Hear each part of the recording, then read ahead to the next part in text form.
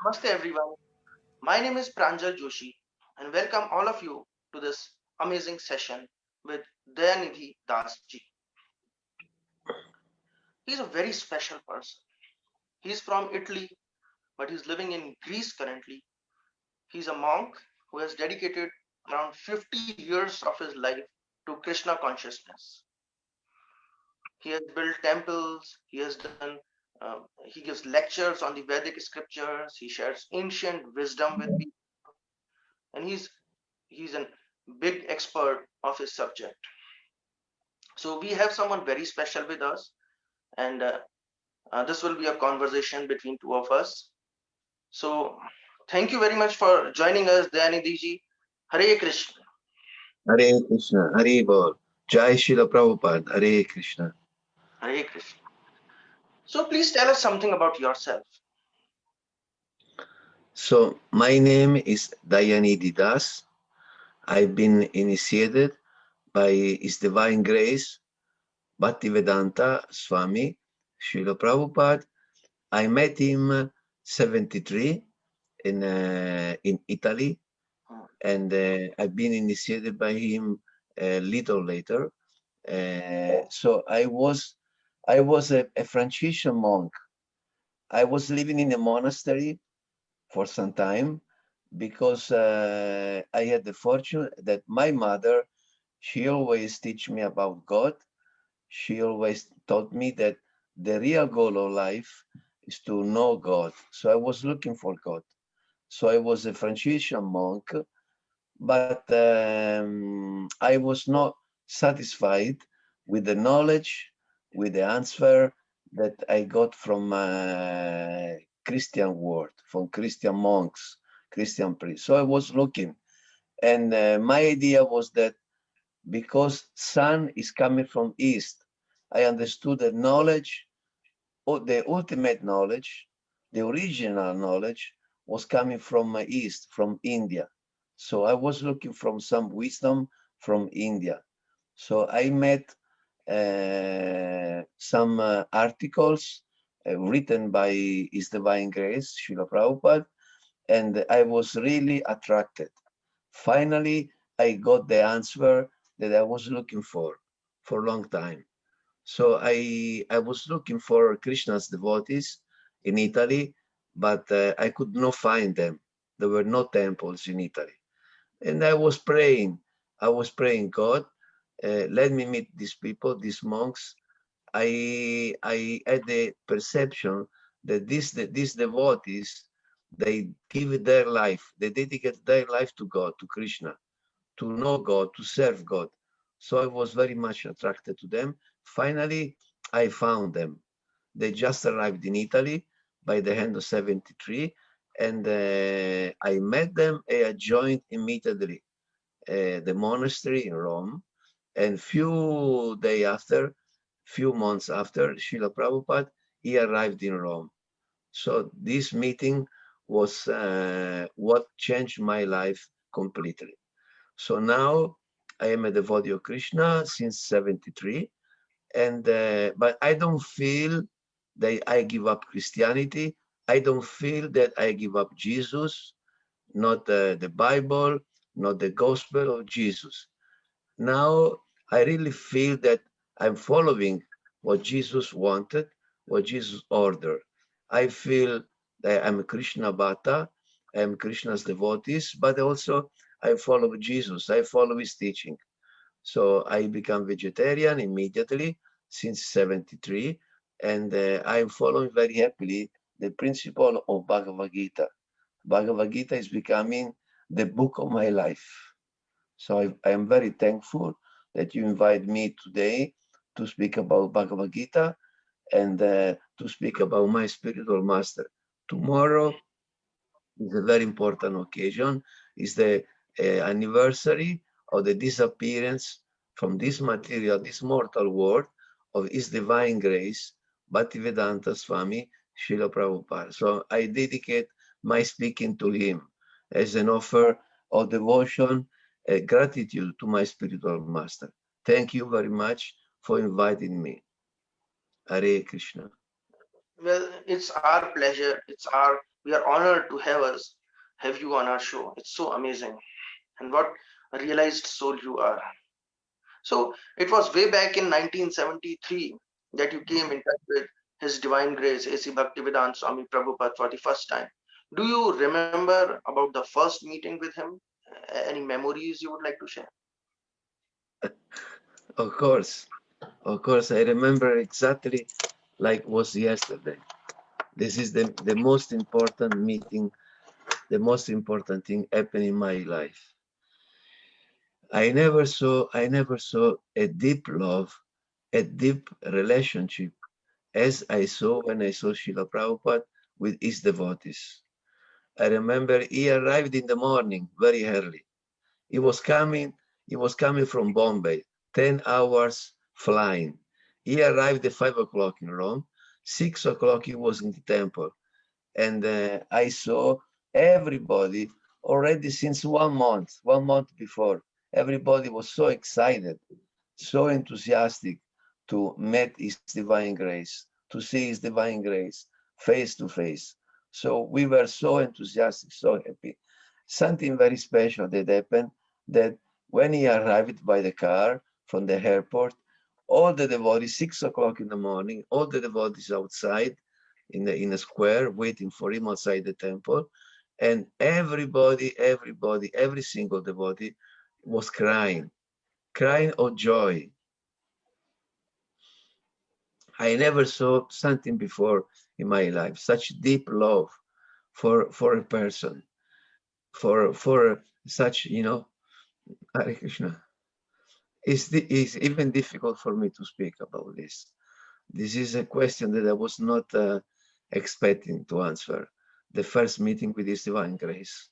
I was very young. I was 18 years old only, but I was looking for the truth. I was deeply looking for the truth. At this meeting, it changed completely my life, my way of thinking, my way of eating, my way of speaking. It changed completely my life. So after this meeting, I was brahmachari for 10 years. I was non-married for 10 years. Then, because I had many responsibility, because I had many things to do in Italy, I was responsible for different places all over Italy, because we opened different temples. After Rome, we opened the temple of Milan. After we opened a temple in Florence, different places. We opened a temple in Venice, near Venice, and many places. So I had many responsibility. So the devotees, they asked me to get married. So I was married with a Krishna devotee, Mataji. I was married for 24 years, marriage. After that, we decided together, like 8 years ago, we decided together. I have 3 boys. I have 2 boys, 1 daughter. They're all devotees of Krishna. And I agree with my family that I will dedicate my life completely to the preaching mission of His Divine Grace, of Sri Chaitanya Mahaprabhu. So that I renounce to family life, and now I'm traveling, preaching in different places, and try to implement Krishna consciousness, because this is the real goal of life. Hare Krishna. What an amazing experience it must have been to meet His Divine Grace for the first time. So, do you also remember when was it that you read the Bhagavad Gita for the first time, and what kind of feeling did you get, and how is it that a great book transformed your life completely forever? Bhagavad-Gita is every day is the deepest experience. Reading Bhagavad-Gita every day, even nowadays, when, every day I speak about Bhagavad-Gita, I read Bhagavad-Gita. This is a very, very important influence, very deep understanding experience, that I have every day.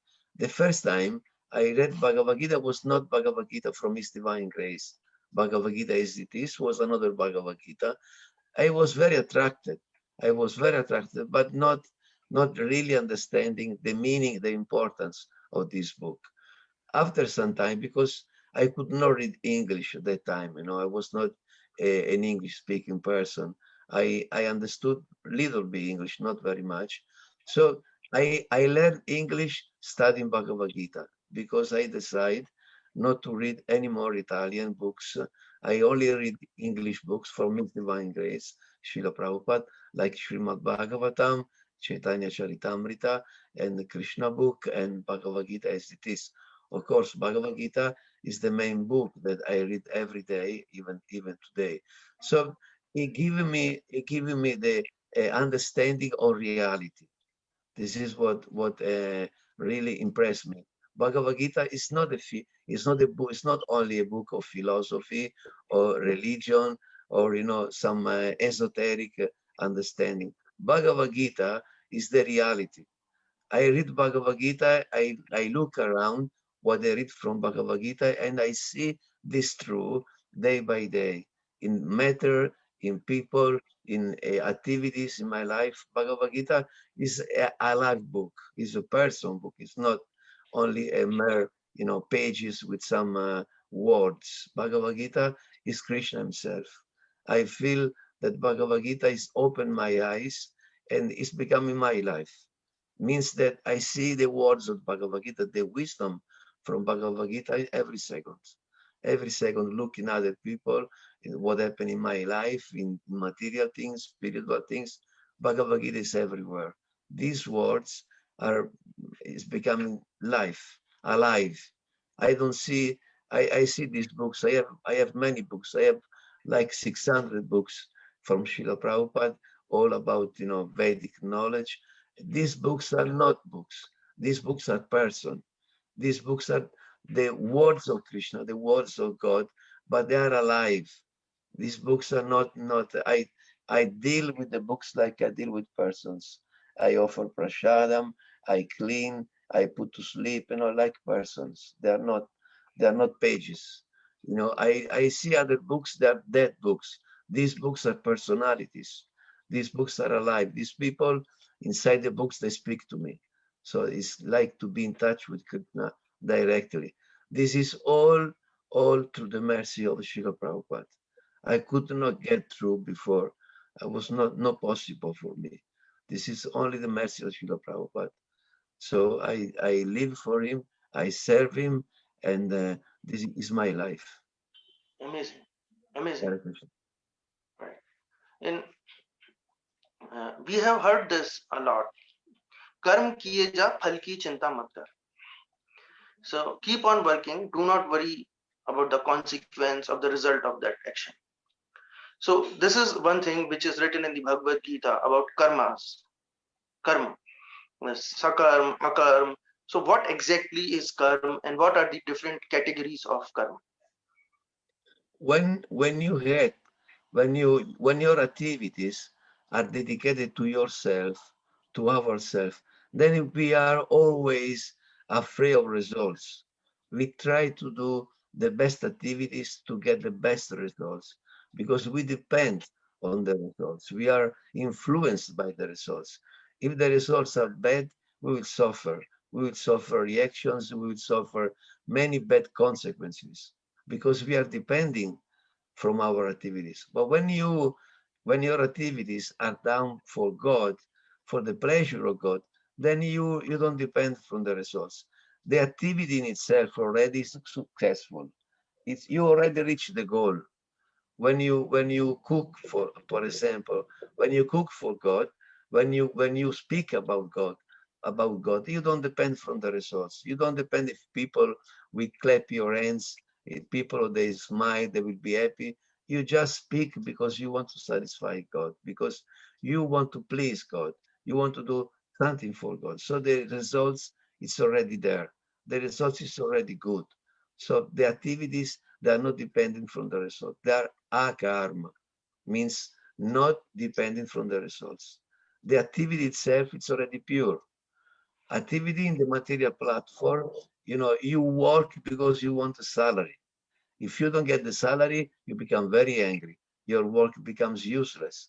But this is material activities. This is temporary activities, superficial activities. When you do something for God, when you please God, when you act for Him, you don't depend from the results. You are not looking for results. You are not waiting for the results. Salary or not salary, no problem. The salary is already included. It's already included in the action. This is the message of Bhagavad Gita. You know, last chapter of Bhagavad Gita, the 18th chapter of Bhagavad Gita, perfect renunciation, means that you act out of devotion for Krishna. This is the perfection. We don't need to die to go back to Krishna. Already our life is with Krishna. Already our activities, our thoughts, our words, they're already with Krishna. Iya yasare dasye karmana manasagira nikilasvapi avastasu jiva mukta sauchate. Even though you are still in a material body, you are jiva mukta already. You don't need to wait to die to go back to God. We are already with Krishna. We are satisfied whatever we do for him. The results is already included in the activities, not depending from the results of the activities. Bad or good, no matter. Siddhyo somo bhutva. Samatvam yoga uchade. This is yoga. Many Right. people speak about yoga, but this is real yoga. Union. Yoga or religion is the same thing. You say Christian religion, you say yoga, exactly the same. To get reunited with God. When you act for him, you are already with him. We don't need to die to go back to God. Hare Krishna. Amazing. The way you explained the philosophy of karma and yoga, it's so fascinating, and how you are serving a great mission. But not everybody can do that, right? Not everybody can be a monk. There are students going to school and colleges. There are salaried professionals, working professionals. There are housewives. There are people who are retired. There are people from all different walks of life. So how can, and everybody has limitations and boundaries. So within that specified framework, how can someone follow the Bhagavad Gita, not being a monk exactly, to the limited extent they can follow the teachings?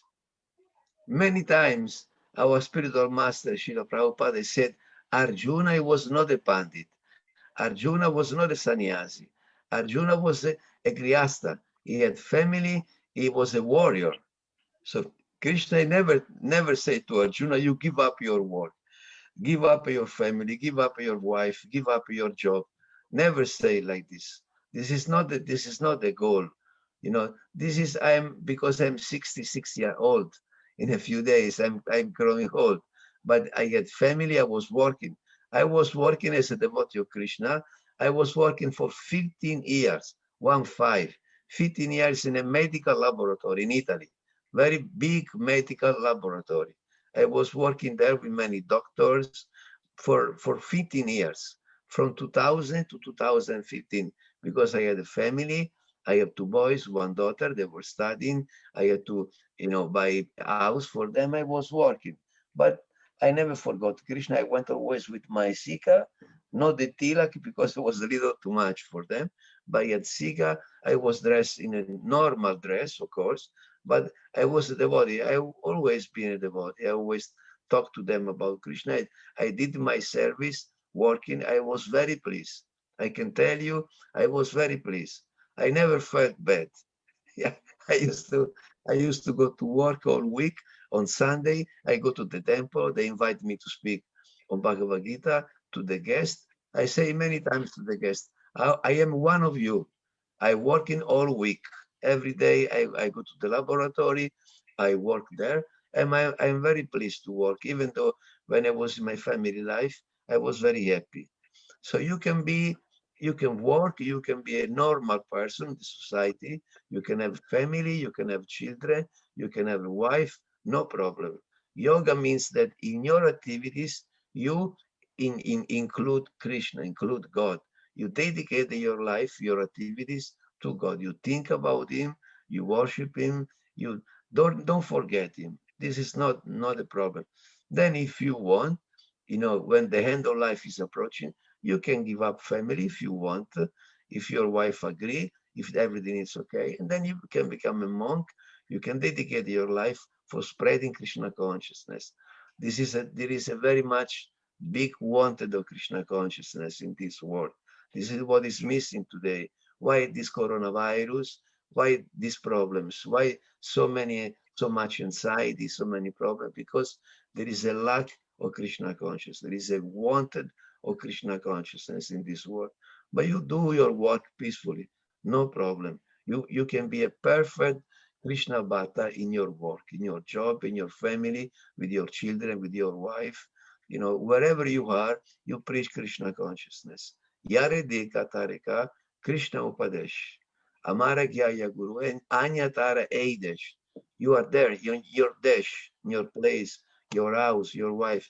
You talk to them about Krishna, read Bhagavad-Gita daily, and you go to your work and maintain your family. This is very honest life. This is not Vaishnava doesn't mean that you become, a person that give up your duties. This is not Krishna consciousness philosophy. It's better to do our duties than to do the duty of somebody else. Hare Krishna. That's amazing to know. No matter who we are, we may be Indian or foreigner or student or married or single, we can follow the teachings of the Bhagavad Gita in our day-to-day lives, even if we are not a monk, but we can still follow the instructions of the Bhagavad Gita. That's really Yes, great. yeah, you can follow the instruction and you can instruct others. You can be a guru, even in your family life. No problem. Yarideka Tareka Krishna Upadesh. You explain Bhagavad Gita in the place where you are working. Of course, in a intelligent way, not in a fanatical way, in the proper way. It's better to do our duty nicely instead to do the duty of somebody else. Krishna said to Arjuna, don't become a mendicant. Don't give up the fight. Don't give up your duty as a kshatriya. You reach perfection doing your duty as a kshatriya. Hare Great. Krishna. So you mentioned that wisdom comes from the east, just like sun rises from the east. We're talking about ancient wisdom. So how do you look at India? What is your view about India? Looking at the I am in love with India. I am in love with India and I feel separation from Vrindavan, from Mayapur, from the holy places. I love Indians people. I love India very much, very much. I understood from the beginning that Sanskrit, that the Vedas, this is the old knowledge. God it bless India. When I see the map of the world, when I see India, it's like a heart. This is the heart of the world, the planet. India is the heart of the planet. So the heart is very important. If the hands not working, not the problem. If the legs not working, not the problem. But if the heart is not working, the person is going to die. India is the heart of the planet.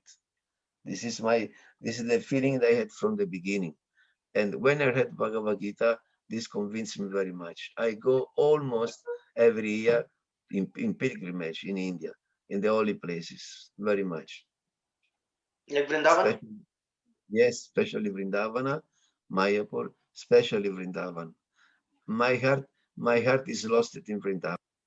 Oh, that's a great place to lose your heart. What a amazing way to look at India. And the way you look at India is so fascinating. So, there is any message you would like to give to our audience? Any final message? Final message, because the audio is not very good. I don't hear very well. Final message that I can give. First of all, I thank you very much that you're giving me this opportunity to speak about Bhagavad Gita, to speak about Srila Prabhupada. My final message will be that it's the goal of life is to serve Krishna, to serve God. Maybe not everybody understand who is Krishna. Maybe nobody can understand Bhagavad Gita completely or the Vedic knowledge, But you pray God. You pray sincerely God, whatever religion you belong to, whatever service you do in the society, whatever is your position, you stay in your position, try to pray God, to respect others very much, and step by step you will understand that the goal of life is to become a Krishna's bhakta, to become a Krishna servant. It takes time, but don't worry. Krishna loves us. Krishna loves us much more than how much we love him. Krishna loves us. It's only a question of time. Then we will understand, who is Krishna. We will understand the real goal of life. Please follow your religion, follow do your duty, whatever duty you find yourself, and Krishna will help you very much. Don't forget God. Don't forget Krishna. Right. So this was our session with His Grace Dayanidhi Das ji. And to sum it up, we can say we may be householders, we may be single, student, housewife, retired, working professionals. We do not need to give up our duties. We can still follow the instructions of the Bhagavad-Gita. The final message he gave is that be a servant of Krishna, think of it. He also clarified the commonly held perception of the word karma or karma. He also clarified what does yoga actually means. And his views on India are also amazing. So the way he narrated the message of the Bhagavad Gita to us, the way he uh, shared his own life's journey with us, the important points he gave to us are surely enlightening. Was an amazing experience for all of us, enlightening experience, because the scriptures give us a lot of wisdom. And he is someone who has dedicated nearly 50 years of his life living the message of the great scriptures. I am really honored. We are honored to have you on our show. Thank you very much. And this is the auspicious month of Kartik or Damodar. So this conversation is even more significant. Thank you very Thank much. you. Hare Thank you Krishna. very much. Please, let's thank all together His Divine Grace, Bhaktivedanta Swami, Srila Prabhupada, because all the merits comes from him. All our feeling goes towards him. If it was not him, I could not be here today. So please, let's try to remember all together His Divine Grace, Bhaktivedanta Swami, Srila Prabhupada, the Paramahamsa Thakur Srila Prabhupada. Such high personality.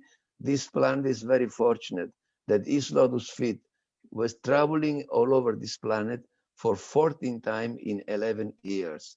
He wrote 80 books, the deepest knowledge. He was using the night to write books to explain to us Krishna consciousness. So he is the highest authority in Vedic knowledge. So only because of him I am here today. I have no merits. I have not. You should not thank me. We should all thanks together His Divine Grace, Srila Prabhupada. Great. Hare Krishna. Hare Hare Krishna. Krishna. Thank you very much. Thank you. Thank you very much.